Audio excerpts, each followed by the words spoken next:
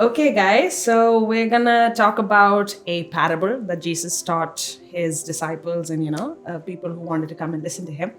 So I thought we'd start with the prodigal son. Very, very famous, very commonly heard and talked about. So, can you tell me what you know about the prodigal son? Like, what about the story? You can tell me what the story or the parable exactly is, or what you understood from it, whatever works. Go. Thanks, sir. Basically, the younger son gets asked for his inheritance Yes. and wants to leave the house and enjoy his life. Yeah, that's the general story. He took his share. Okay, share and then what happened? Continue. And then he left. Okay, and then he left. And then he faced a lot of difficulties. Yes, he did. He lived, I think, in like a farm or something. Like a struggling. pigsty. Yeah, exactly. Yes. And he couldn't take it anymore. Okay. He went back. Yes. And his dad greeted him with open arms. Okay. Perfect. Yeah. Is there anything else you guys want to add? His dad threw a party after a couple of days. that is very important. Yeah. So the whole structure of the story begins with to the explanation that a father has two sons and the younger one wants his share because he wants to go out and live his life, just like many of us or many of our modern generation wants to do, have our freedom, have our life. We don't want to be constrained to the four walls within our house. There's a lot of restrictions we feel are put on us. So he also must have felt that in a modern context.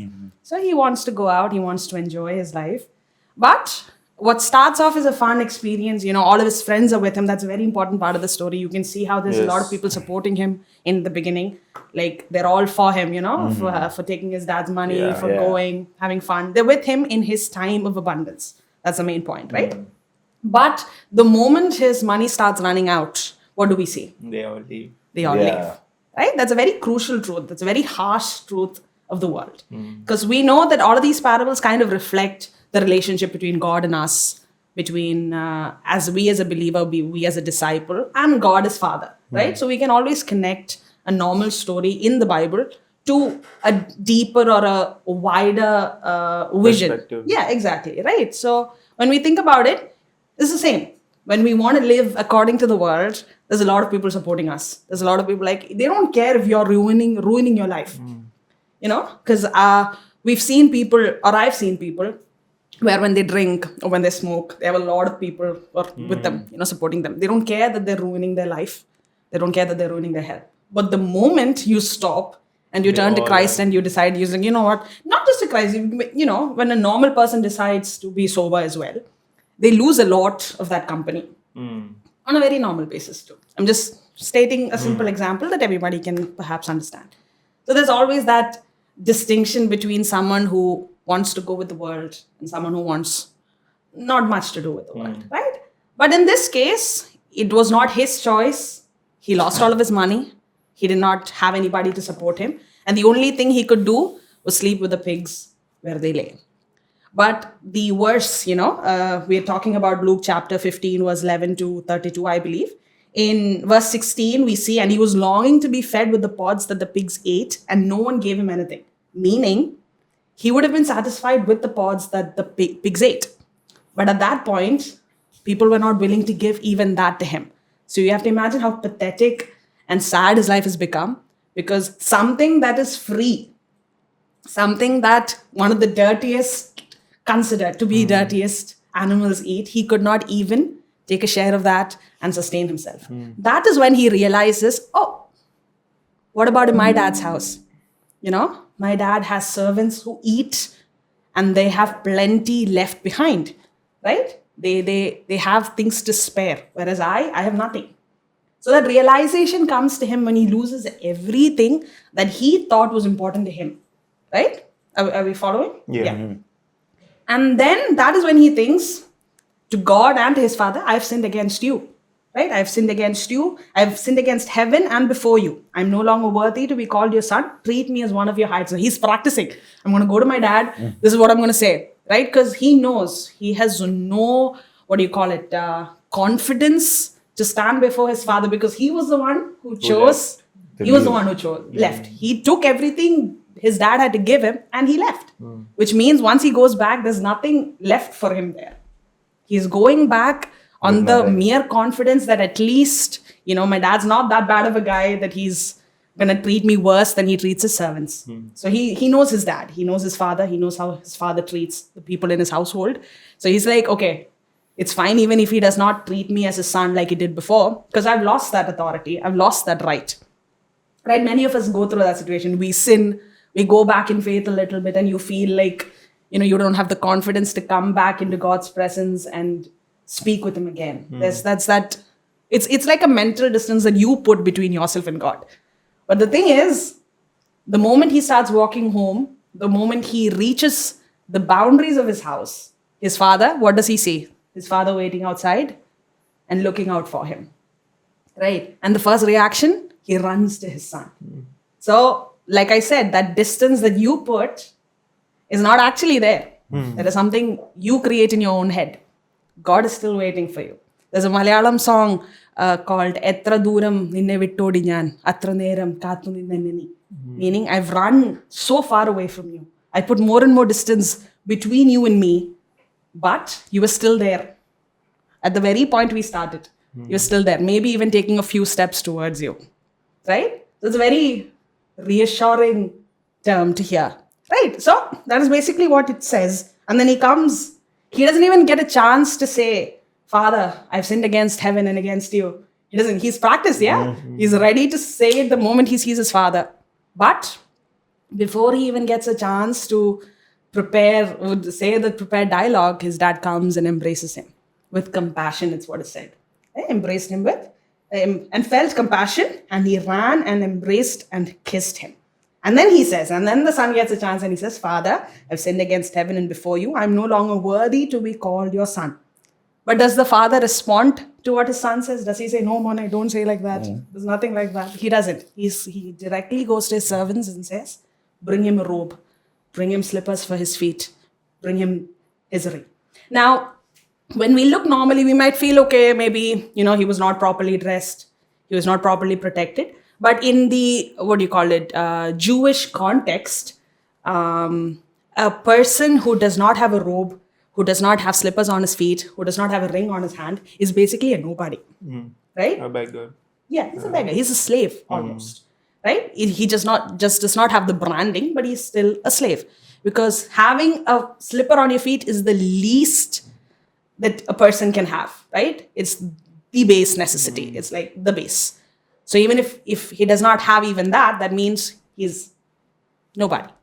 He's nobody. He's not a person with any rights. He cannot have opinions. He must do what a superior or someone superior to him says. Now that shows slavery. Having no slippers on your feet, no sandals on your feet. Having a robe. At least what the dad does when he gives him a robe is giving back his honor.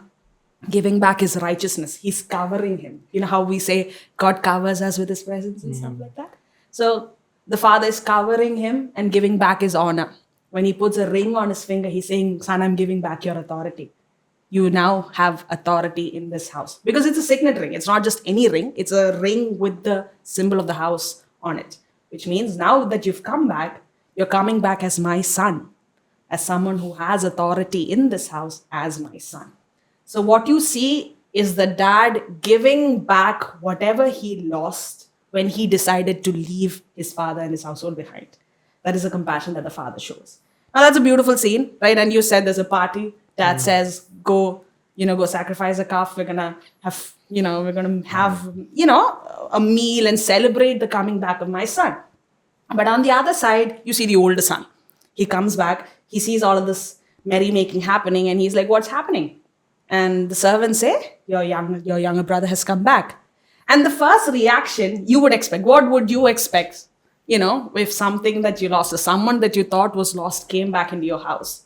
What would be the normal? Excited. Exactly, right? A feast. That is the main thing. But you would want to be a part of that happiness. Because someone you thought was your own flesh and blood, what you thought was lost, has now come back. But the brother's reaction is to start a mess. He does not acknowledge the happiness that he should have had when he heard that his brother came back. But now he's angry. Because he goes to his father and says, what is this? What is happening? I've been in your household. I've worked for you all my life. But whenever I've asked for a calf to be killed, for my friends and I to have fun, you've never agreed to it. So what is this? Why this special treatment? Right? And the dad says, child, everything I have is yours. You're here with me all the time. You will be here with me all the time. But for now, come and take part in the joy. Right? So he's assuring his son, none of your inheritance is at risk. Just because your younger son came back doesn't mean that I'm going to give him your inheritance. Nothing like that. He's come back. He's come back alive. That is the only thing that matters here. Right? The life of someone we thought was lost has been given back. Get it? So we see different characters here. We see the younger son who decided to go out on his own volition, but came back after a realization came to him that, my father's house is the best place for me. Because that love, that compassion, that sort of safety and assurance that he has, he will not get it anywhere else. He had to lose everything to find out what actually matters. But for the older son, he's always enjoyed the safety of his father's house, right? So that's sort of made him arrogant in a way, for him to think that someone who's gone out does not deserve to come back in. Right? That's the sort of mindset that he has. Right? So he is emotionally distant. He is emotionally distant from the love that he should show his his brother. Right? And in the Jewish culture, oftentimes when there is a fight happening between a father and a brother, an older brother is responsible to stand in between as a mediator. Which means on a cultural context as well, the older brother is shirking off his responsibility and saying that, I want no part in this. Because he leaves. The moment he argues with his father and his father tells him to come and take part in the joy, he's like, no. He leaves the house. He does not join them. So he's not fulfilling his responsibility as an older son, elder son of the family. He's not showing any kind of love to his brother. So you can see a character who you can call him self-righteous maybe, because he thinks he's done no wrong. Because he's been in the house, he's followed his father's rules the whole time, but he forgets how to love, or whom to love, or what his role is supposed to be in the house. Right? So sort of self-justification. I did everything for this house. I did this, I did that. But he forgets the broader vision. He forgets the concept of family and love. And then you see the father. He was gentle with the younger son. He was gentle with the older son. Just because his older son came and said, Dad, why not? Why this? Why not that? He didn't argue. He did not get angry at him. He said, this is all yours. He still tried to reassure him. So we see a father who is impartial. We see a father who treats both of his sons equally. And reassures him even in that moment to say, nothing's gone. Don't worry. Right? But this is a moment that our family is happy in and we want you to join in. So the prodigal son, that is the title, right, of the parable. Who do you think is the prodigal son? Can you for sure say it was the younger son? For sure. What about the older one? It's probably the older one. I feel like we can probably find a balance between those two. Yeah. Right? One was lost, he came types. back. Exactly, different types. The other one thought he was not lost, but in a way he is. Which when he realizes, he will also come back by God's grace. Right? So these are all characters we see in our day-to-day lives. Especially when we as Christians, we go to church, we have our communities. There's a mix of people. There are people who've gone pretty far down the line and have come back with full force, and God has accepted them with open arms. There are people who think they've done nothing wrong. But we all know the Bible says no one's perfect. We've all sinned. No one's perfect, only Jesus is perfect. But that realization is what matters. Because you need to come and you need to confess what you've done, your sins, whatever they may be. It might have been a small feeling of jealousy. That is bad, right? No one's ever not had that.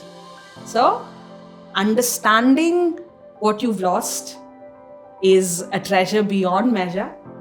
And coming back to the love of God is the end goal. And staying in that love. Right? I feel like in this story, if we probably examine the life of the younger son, he's never left after this. He wouldn't dare to.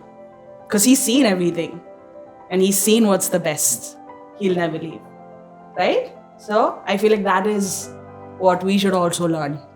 Whatever we lose, whenever we feel like we've lost or we are lost, we should always make that effort to come back because God is still waiting for us. He's never gonna completely abandon you. That's not the kind of God we serve. So, all good? Yes. Did we understand the prodigal son in a little bit more depth? Yes. Okay, that's it.